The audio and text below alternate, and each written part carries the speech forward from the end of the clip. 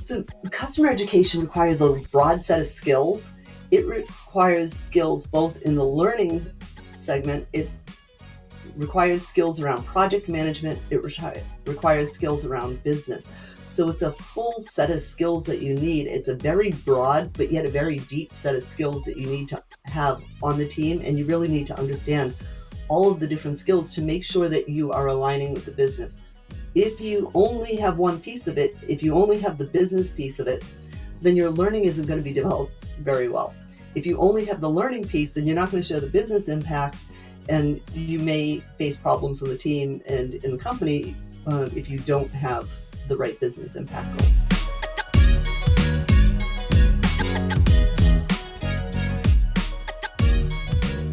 Good morning, good evening, good afternoon, wherever you are and wherever you're watching from. My name is Matt Pierce, host of the Visual Lounge, and today we are talking about customer education and the skills that you need. So if you're not familiar with customer education, we'll cover a little bit of that, but it's I think a growing field, one that's related to learning and development, one that is obviously very important in this world of SaaS kind of products and growing subscription and need to retain customers, help customers be better. I think it's almost like in my mind, it's this important obligation any organization has to their customers to help them to use your product, to be better with using your product. So we're going to get into all of that, but we've got the president of CEdMA here, Debbie Smith, and she's going to help us understand some of these things. So let's go ahead and tell you a little bit more about Debbie. Debbie Smith is currently the Senior Director at Advisor University, part of Advisor Inc., where she leads their customer education program. She's also currently serving as the president of CEdMA, the Customer Education Management Association. Debbie has long been an advocate for good customer education, including enhancing awareness and helping others learn more about certification programs and the many ins and outs and do's and don'ts associated with them. She has a great depth of knowledge and experience in leading customer education efforts, and is not an exaggeration that she is a champion for customer education professionals, best practices, and helping to improve the world and space of customer education. With that said, please help me welcome Debbie Smith to the Visual Lounge. Hey, Debbie. Hey, Matt. I know. To see you. Yeah, it's nice to see you. And I know there's so much more that could be said about you and all the great things that you've done. You've done a lot in the industry with a lot of different organizations. So thank you so much for being here today. Excited to be on with you, Matt.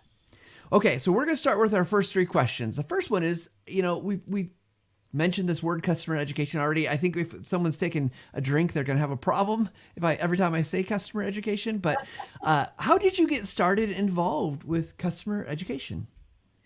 So I've been in customer education as an ID and as a project manager for a while. When I got to QuickBase and really met Adam and Dave and started learning more about the business impact of customer education, I fell in love. When I was at QuickBase, I was able to show the correlation between trained users, certified users, and then also break down between instructor-led and e-learning and show the effect of the business that these courses were having. And being able to show measurable impact is huge for me. It got me really excited. So that's when I really started realizing that what I was doing was something called customer education. I didn't know those words before. I'd always just thought of it as learning and development or instructional design work. But the switch to customer education was a huge mindset shift for me, because it brought into focus a whole set of different skills than the learning and development piece. Because customer education, you have to really have the learning and development, but you have to have real business skills too. So you have to be able to merge those together. Yeah, I love that you got to see that, and we'll talk more about some of the measurement stuff later, but I love that you've kind of found yourself in this situation, and then it's like, oh, kind of here's this whole new thing, right? And Exactly. I imagine there's a lot of us that feel that way, because I know when I started at TechSmith, I was an instructional designer and quickly moved into a management position and had no idea that I didn't even know there was others doing this kind of work, right? Like it just felt so like, oh my gosh. And when I found customer education as a term, it's like, I found my people. That's pretty fun. Same. And that's why I joined CEdMA. CEdMA's been around for a real long time, but I didn't know that because I was in a different space. I was in the biotech space instead of in SaaS, and CEdMA really focuses more on the SaaS space. But finding those people was huge because, as you said, I found my people. We could talk and have the same language. We were experiencing the same problems. We were solving the same problems, and we were celebrating the same wins. So it's huge when you can find your group of people. Absolutely. So I know this is a super broad question, and there's no probably one good answer, but generally, how do you define success for customer education? Like what generally does that look like for people? Great question. So it actually depends on the company that you're at because every company has its own business objectives.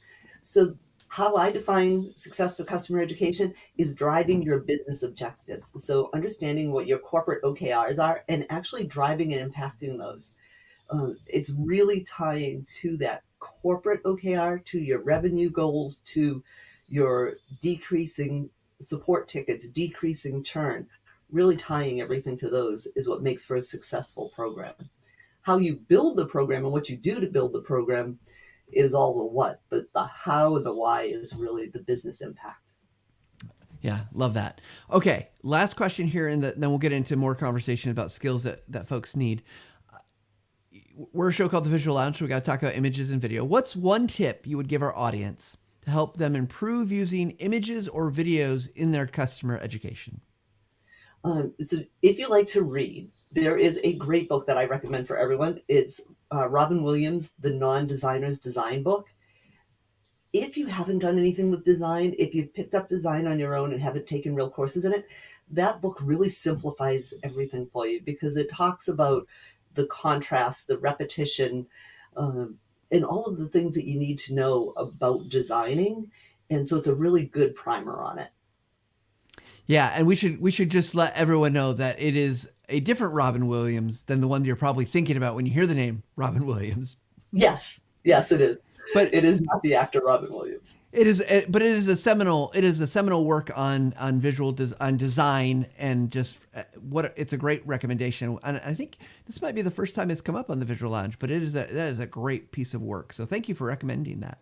Yeah, it's a great piece because I am not a great designer, but that book, when I first read it, probably 20 years ago now, helped me understand the design principles so I know when I'm doing something wrong. I'm not the best designer, but I can design enough to make it work. And with the help of that book, it's much better now. My design is much better than it was before I read it. Awesome. All right, Debbie, I want to talk a little bit about these skills, right? So, one of the things I was thinking about as I was preparing for this is that, like you said, I think people kind of fall into realizing that they're in customer education or, there's not like programs that are necessarily developed, like you can go to grad school, become an instructional designer, or you fall in, but I think customer education, people are coming from all these different backgrounds. Is there an ideal starting point for someone who may be interested or wanting to get into customer education that lays the groundwork for them to be successful from the go? I think they have to understand instructional design. That doesn't mean they have to go to school for instructional design, but you need to understand basic learning science. And then the hardest part, I think, is actually if you are an instructional designer, learning how to scale back what you were taught in school. Because in school, my degree is in instructional design, and we're taught a very academic way of doing things. That doesn't actually fly in customer education. It's way too long a process. It's drawn out, and it's overcomplicated. So learning how to really simplify and hone in your skills is one of the biggest things for customer education, really the art of subtraction. We tend to add things, and we need to learn to subtract. So tell me a little bit more about that. So let's get a little practical here in terms of like, you know, a lot of the audience here probably is in learning development. They're probably in training. Maybe there's some others, So I'm curious, like when you talk about pulling back, I know there's probably a lot of people going like, they're gasping because I've got to follow the process. So what types of things would you recommend people look at pulling back on from that kind of learning design sciencey side to what's going to fly with customers? So one of the things that I'm looking at is when we first start to develop a course, right? We start to develop a course outline or a course blueprint or a design document. Depends on what team you're on. They're all pretty much the same thing, just different words for it. We need to really just focus on getting the important pieces there, which really what's important when you're developing a course. You need to know who you're developing for, right? Are you developing for customers, employees, or partners? And what level of experience do they have? But you don't need to spend a lot of time on that, because once you define who your customers are for your first set of courses, all of the courses that you develop are actually going to be for the same customer. So you don't need to spend time for every single course going through who the audience is, because you already know that. So it can be done much faster. Also, spending time really doing a lot of that front end analysis work, identifying all the different roles that could possibly be taking the courses and the performance goals for each role. That's something you do in L&D, because you're working with different people internally and your goals are different for L&D. With customer education, you need to just write one set of performance objectives for everyone. So it's a lot faster to do that. You really, to do your initial design doc, shouldn't take more than a day. And being able to pull in everything that you need. Probably the hardest part is really writing the performance objectives and writing true performance objectives that matter to the end user. So end users don't really care about our features and functions. So writing an objective that they can use a feature doesn't help them. Now, if you tell them that you're writing an objective, for example, with Vizier, one of the objectives that I might write is learn to ask better questions, Mm-hmm. because Vizier is based on a model where you ask questions to get your answers. It's an analytics platform around HR features. But getting the why you're doing things into your objectives and really focusing on what it is people need to be able to do. And that's really where we need to focus. And I see a lot of people get caught up in writing Bloom's taxonomy learning objectives. From my perspective, there is no adult learner that needs to be able to list three things or describe three things, right? They need to be able to do something. They need to be able to create an analysis. They need to be able to create a guidebook to explain what's going on in their company. But they don't need to be able to define the guidebook. That's nothing they have to do in real life. So our objectives have to really go to real life objectives. Yeah, I love that, right? Because it gets down away from the kind of the theoretical to the very practical. It's not, like you said, it's about doing the tasks that they really want to do. I think about like Camtasia or Snagit, right? Like, it's not that anyone wants to make a video. They want to make a video that does something. It markets a product. It sells a product. Or it teaches someone how to do something. So I love that. So, okay, so we've talked about kind of the instructional design side, but I feel like you talked at the beginning about the business side, right? There's these business skills, kind of this business set of knowledge that really helps in customer education. Walk us through what are some of those. We don't have to go necessarily super deep on these, but I'm curious, like, if I want to be successful in customer education, maybe I'm coming from the L&D background, maybe not, but what are the business things that I need to understand that will make a difference in my organization as a customer education professional? Great question. You need to understand how to align with business objectives. You need to understand what the business objectives are and why they are what they are. There's always a financial goal. There's always like an ARR goal, which is annual recurring revenue, right? But understanding the terminology, ARR, CAC, customer acquisition costs, and actually understanding how those all affect your program. How much does it cost me to get a customer? What does it take for me to get a customer into training? What's the result of their training? So the business impact piece, but there's also this other piece that we often don't talk about, or at least I don't hear people talking about it as much. And that's actually running a customer education business. So when you're running a customer education business, you need to understand pricing and packaging, because chances are you're going to do either certification or instructor-led training. And I feel pretty strongly that both certification and instructor-led training should always be paid for. So you need to understand how to price and package, and then you need to know how to sell it. You also need to know how to resource. So figuring out how much work an individual can do in a work week and over a year so that you can actually plan for resourcing your team appropriately. That's something we don't talk about very often. And it's something that's really hard to do. And now I have a calculator that I use to help me figure that out, especially when it comes to content creation.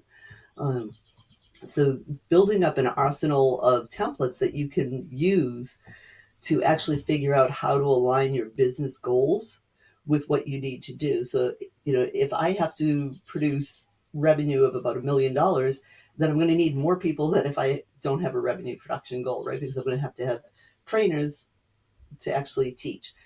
If I'm doing all e-learning, then I don't need the trainers. But if I need trainers, how do I figure out where should the trainers live? What time zone should we be teaching in? And how much training is realistic for an individual to do every week? Those are some skills that it takes a little while to hone in. And they're things that people don't really talk about needing to understand. But if you don't understand those, you can't run a profitable business, and you can't really push your company business metrics further.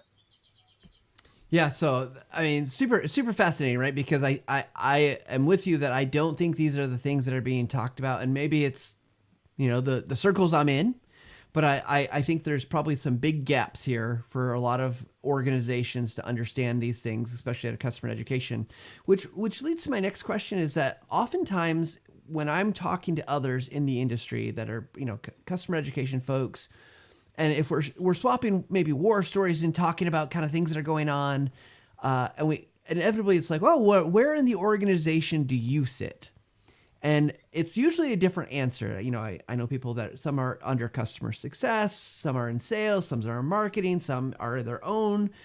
Is there a right place for customer education to sit generally? And I know it's different, going to be different for every organization. But Debbie, you get to be my expert today, and so I'm curious your opinion on this. And again, we'll couch it. It's just an opinion. People can do whatever they want for their businesses and organizations, but what's your take on that?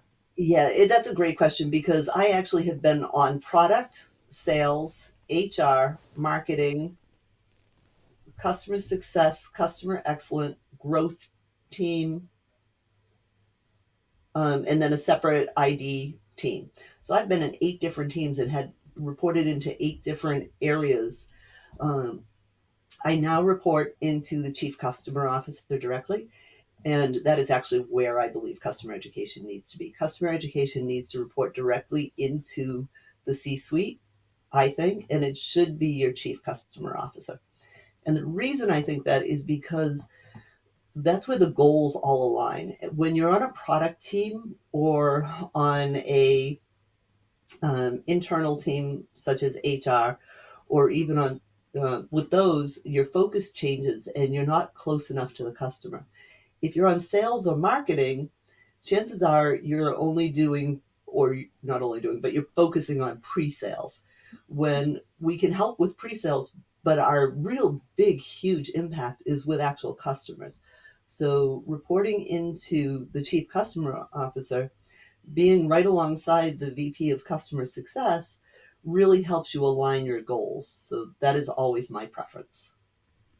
Okay, yeah, and I'm guessing there's a lot of organizations that maybe don't have chief customer officers either, so that's probably a challenge, right? Like who in the C-suite is taking that role, whether they have the title or not. Exactly. And so figuring out, a lot of companies, I'm seeing more and more companies add chief customer officers or chief customer experience officers. I'm seeing that word a lot too. But as we start to really shift from that inside out mentality to outside in, right? So we're really thinking about the strategy of customer value. As a company focuses on customer value, they add a CCO because they recognize that they really need to focus on their customers. When we first start in small startups, we tend not to have a customer officer, and we tend to be very inside out. And what does that look like? That means that everything we do is us telling our customers how they should do it instead of us trying to solve the customer needs. And you tend to see that switch um, after a company's been in business for a few years, that they start to really think about their customers. Yeah, for sure. Well, you had mentioned, obviously as we talk about these kind of business alignments, one of the things that you mentioned, and again earlier, is about measurement. And I'm curious, and again, since we're thinking about skills that people have, obviously getting into measurement and analytics and understanding that there's a lot there. Are there key measurements that you think customer education folks are maybe lacking today that they should really be kind of strengthening their kind of their skill set in that they're not doing currently?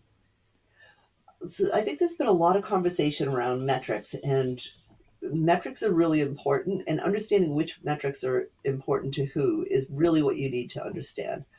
So tying your analytics and having the skills to figure out the analytics is also a challenge. When you're reporting to a C-suite, they probably have one or two numbers that they care about. And it's worth asking to find out which numbers they care about, because those are the numbers you want to report on. Many times I hear people talking about their metrics for learning as completion rates, or number of learners. Those are good operational metrics, but they're really not the metrics that most C-suite cares about. So they're really not what we usually need to report out. One of the new metrics that I've really started honing in on is a quality metric. And although someone doesn't have to like your training in order to learn from it, Mm-hmm. if they do like it, they're going to recommend it to others. So it's not the be all and end all, but it is definitely a metric that we need to start paying more attention to and setting more goals around. And I actually learned that from Raghu over at MongoDB, who runs their education program. He was an amazing person to listen to speak, and he was talking about how much the quality really matters. And I agree with him on that. So trying to figure out what the right analytics are for your quality and how you're going to pull that is important. But also where and how are you going to pull all your reports? If you're tying into business metrics, where are you going to get all that? Where are you going to get all the data from? You can do it in a simple Excel sheet. There's a couple of templates out there that you could bring the data from your Salesforce or your HubSpot CRMs into, and then pull your learning management system in to show all the correlation data. If you're lucky enough to have a BI team or a BI tool, uh, then you can do it right in there. And that's nice because then you have constant dashboards. So usually you have to learn a little bit of BI in order to talk to your business intelligence people, because you have to be able to speak the same language in order to build out those charts. Yeah, for sure. I've had some of those conversations, and I'm realizing, I'll get into the conversation. They'll ask me stuff, and I'm like, I don't understand the business intelligence piece of this nearly as well as I should. So give me a second to go figure some things out. But so I love this. Kind of shifting. I want to keep on the skills theme, but again, looking ahead, right? The world of customer education, at least from my viewpoint, feels like it's been this incredible. Again, because maybe it's like when I found it, the things that are happening, but it's like there's this growth. I see, lots of positions that weren't around 10 years ago, I didn't see these roles. Now there's a ton of these roles. Obviously economic situations changes things a lot, but looking ahead from a future kind of perspective, there's obviously these things we've talked about that we need to learn, and we should be learning what we should be good at, what we need to know, but what's the emerging future? If we get I'm going to give you a crystal ball kind of thing. You get your crystal ball, Debbie, and you get to look at it and you get to predict in the next 3 to 5 years, what things should we be thinking about, caring about in customer education? What do you think you would see in that crystal ball that would help us to maybe start preparing for it? So I think what we're really going to see, I think some of the big changes, of course, everyone's talking about AI, and I'm using AI now. I'm using Learn Experts AI, which we call Leah, to help create content faster. But what that does is it means the skill set that I have to hire for and the skill set that I need on my team is a little bit different, because it's a lot of compiling, reviewing, editing, and then putting best practices. So what's happening is the lower skills are being taken over by computers with AI. So the higher level skills is really what we need. So it's going to push us to work faster, review faster, which means we're also going to have to all be product experts in whatever we're teaching, which is also a huge difference between learning and development teams and customer education teams. Your customer education team have to be product experts in your software. Your L&D people don't have to be, because they teach many different things. So it's a totally different focus there. So, and I think those differences are going to get bigger as we push forward. I think we're going to need more product experts. We're going to have better learning science. So we'll understand how to put things together in a faster, easier to consume way. We'll do more with chunking, but we'll be careful about over chunking too. So it's knowing what that right point is really a skill that we're going to have to hone in. So learning to ask better questions. A lot of the real soft skills are going to come in play too. All right. Well, that's awesome. And, it's interesting. I feel like any conversation I'm having now, AI is coming up. And it's interesting. I get a couple different reactions from people I talk with that it's either this like embrace and evolve, or it's like this, the robots, and then kind of this like, kind of frustration about it. But it is interesting. I think that you're right that our skill sets, we're going to have to adapt, right? It's going to change things, whether we are ready for it or want it or not. It's already shaping and changing the things that we can and will be doing for the work. So very interesting. Exactly. And you bring up a great point because some people are really afraid of the AI and they don't want to work with it at all. I've had instructional designers tell me that they won't use some of the AI tools because they're afraid it's going to replace their jobs. And I don't think it's going to replace their jobs. I think it's going to change their jobs to that higher level. And then you have the other people who love it and want to really work with the AI. So one of the things that I've made sure that when I'm hiring now, I include in my job description that we are using AI, because if you're afraid to use it, then you're not going to be able to work on the team because we are going to use it. But so making sure we're calling that out because not everyone wants to use it. Yeah. Yeah. Well, I want to shift gears here. We've talked a lot about skills, but another skill that you talk a lot about is how do I not ask a little bit about certifications? Because I know you have a passion around certifications. I've heard you speak on certifications just brilliantly, helping educate us about what is certification, what is not certification. So we could probably do a whole show on this, but I want to just kind of narrow it down. Like, what are for you top three things that you want anyone thinking about certification or wondering about certification programs for their own customer education? Top three things people need to know as kind of a thought takeaway for them. Certification doesn't have a little c, and people need to stop using little c certification, right? Explain what that Certification. means. So certification, by definition, from both the labor laws of 1999 and from the ISO standards, certification has to be a, a valid, reliable exam. And it can be either performance based or multiple choice. But in order for it to be valid and reliable, you have to go through a full process to develop it. And that process doesn't have to be long. You can really condense it and make it short, but you have to have a secure delivery method and you have to be proctored. If you're not proctoring it, your exam's not fair. And the reason I will say your exam's not fair if you're not proctoring it is because it will be out on the internet within 30 days and people will be cheating on it. And if some people are cheating and earning a certification, then it's not fair to everyone else. Certification also, by definition, is not tied to training. So if you are offering a certification at the end of a course, that's really a certificate of completion.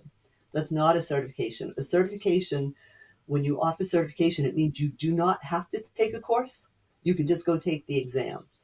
Now, you might offer an exam prep course, but they're not required. And that's a huge difference. And many people are doing certificates of completion and calling them certification. And those cannot be used for hiring or promoting or assigning work. At least they cannot in the United States because of the labor laws. Okay.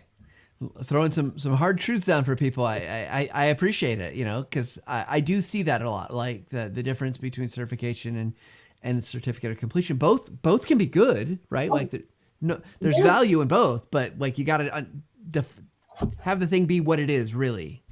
exactly. Call it what it is. And that's why we use digital badges and use a digital badging strategy, right? So I do write courses that issue a badge for a certificate of completion.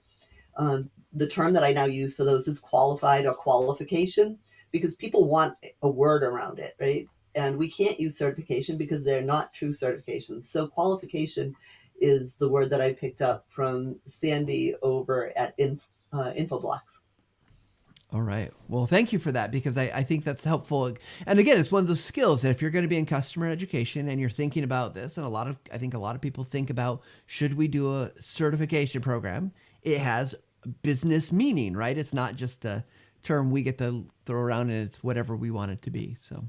Exactly, exactly, and it is laid out in ISO standards and in the labor laws. So like there's actual real documentation around what it is. Awesome. Well, Debbie, before we go into our speed round questions, I just kind of final chance here. Any skills that we missed, haven't talked about, that you feel like, hey, if you're thinking about customer education, here's the other thing that we don't have to spend a lot of time on, but that you would want to make sure people know about?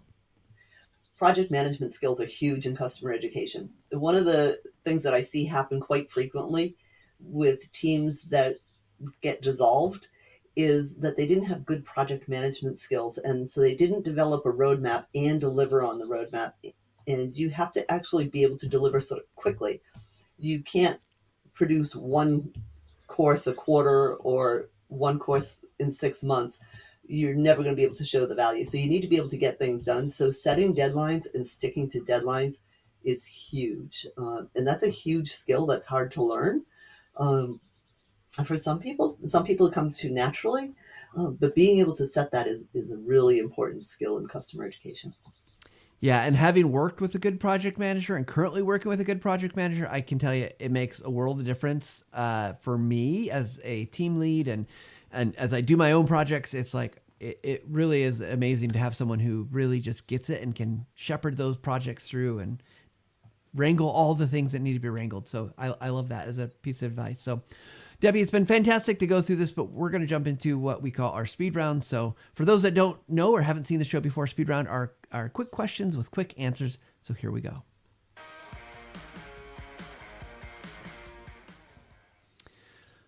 All right, so let's go over to our dice cam. So those that don't know, we roll a 12-sided die to determine the questions that Debbie is about to face. And Debbie, I promise there's nothing painful here. So first roll here is a 9, because you got to look for the line underneath here. So let's pull up number 9.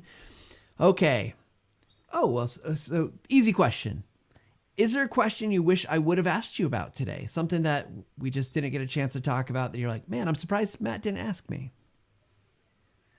I'm surprised you didn't ask the one question that everyone asked me about certification, is how long it takes to develop it. So certification programs traditionally used to take 18 months, but now we can get them done asynchronously in as quickly as 3 months. Wow. If we get everyone in a room, we can actually get it done in a week, but that's usually cost prohibitive. So usually 3 months is what we can get a certification developed in now. That's so quick, and that's pretty awesome to know. And I guess I didn't even think about timing of certification. Maybe we were talking more about certification, but good question. I love it. All right, let's move on to our next question here. We'll get rid of the 9. Next die roll. Here we go. Ooh, we're going to go right up the line to number 10. So you are obviously, you're very involved in CEdMA. You've got a career. What's next? It doesn't have to be anytime short term, but like 5-10 year plan, anything specific that's next for you that you're looking ahead to? Well, for me, it's actually 5-10 years down the line is a creative time for me. That is when I get to bring out my potter's wheel and throw a set of dishes, because that's on my bucket list, and that's something that I'm really looking forward to doing in the future. Visio will probably be my last job. I plan on retiring from here. So when I retire, I want to go get into pottery. Hey, that sounds fantastic. I mean, probably no customer education, thank goodness, maybe. Awesome. Well, let's get rid of the 10 here. Next die roll, and our last speed round question is number 12. Okay, I love this question because it's very practical. What's the one go-to tool that helps you get your job done on a regular basis? This could be anything. This could be software. This could be physical gear. This could be a book. It doesn't really matter where kind of format it takes, but what's that thing that you use that helps you get your job done on a regular basis? So I say this all the time, and it's not just because I'm on your show, but I can't live without Snagit. In fact, I always keep my own copy of Snagit so that if the company doesn't have it, I have it because I just find it so useful for so many different things. I can do the animated GIFs in it. I can do images. I can edit, crop, and do it faster than I can do in some of the bigger programs, which I also have and use. Awesome. Well, and thank you. We appreciate that. But I love that. I love that. And I also just for what it's worth for everybody out there, Snagit for a home tool, like outside of just work stuff, is awesome. Receipts, all the kind of stuff. I just grab stuff, send it off. Love it. So, all right, Debbie. Before we have you give us our final take, where can people connect with you? Where should they find more information? And particularly, I'd love to hear more maybe about how they can connect with CEdMA. So you can connect with me on LinkedIn. You can also find me at CEdMA. So you can join CEdMA. It's CEdMA.org. And we are an global individual membership organization. And we exist really to help other people develop their customer education skills. And would love to have more people join us so that we can help grow customer education everywhere. So definitely join there. Hit me up on LinkedIn. Yeah. So, and 2 conferences a year, correct? That people can go to and connect with all the sorts of great people in industry. Great question. We have actually gone to 1 conference a year, and so we're in the process right now also of launching a YouTube channel that does AI reviews, and we just launched a CEdMA Slack channel too. So the conference next year will be in April, and we went to the 1 conference a year primarily because of the economy and the amount of traveling and the amount of conferences that are out there. There's some great conferences in the fall already for customer education. Thought Industries has theirs. SkillJar has theirs. So by moving to the spring, we're at a different time, so that way we can still meet up with everyone at a different time of year. We tend to see each other in the fall already. Yeah, it's what a hard balance, right, for organizations, because there are so many different things going on, and valuable, right? It's not like Right. it's only one of those is good. So, well, thank you for sharing that, Debbie. As we wrap up, we like to ask everybody for their what we call their final take. So, Debbie, what is your final take from today's show? So customer education requires a broad set of skills.